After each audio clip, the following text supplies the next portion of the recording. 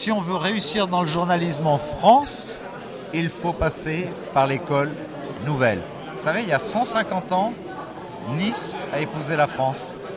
Et bien ce soir, grâce à l'école nouvelle, on peut dire que la France est devenue niçoise. En effet, le temps d'une soirée, tous les regards se sont portés sur le DJ, l'école de journalisme de Nice.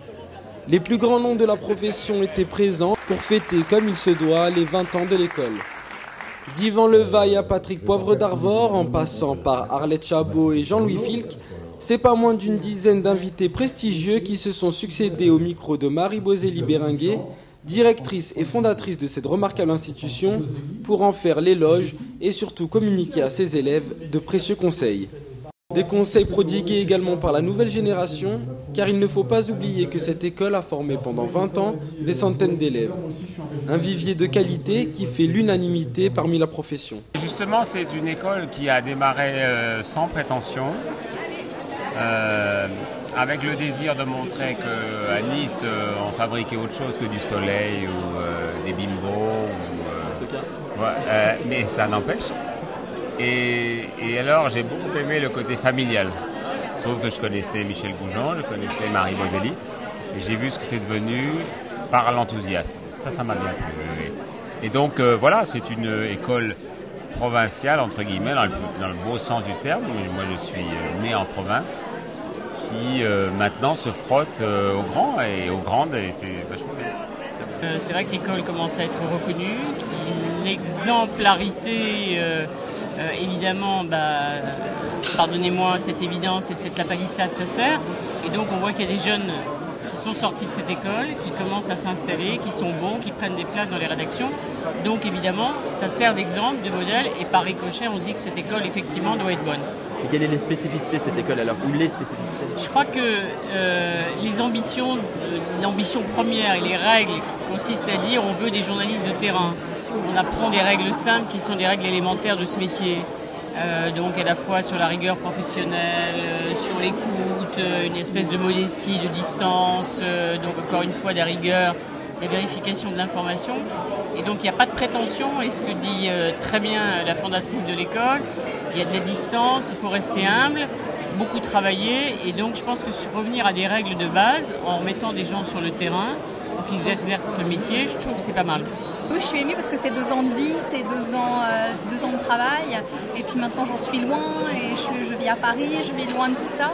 Je suis très heureuse aussi, mais voilà, c'est se remémorer de bons souvenirs en même temps. 20 ans d'une école qui aujourd'hui est une des 10 premières de France et qui permet à la plupart de ses étudiants d'accéder à certains des plus grands médias français, que Nice puisse revendiquer cette belle aventure qui est une aventure humaine. Je trouve que c'est formidable et en tout cas je suis fier pour ma ville que nous puissions le revendiquer.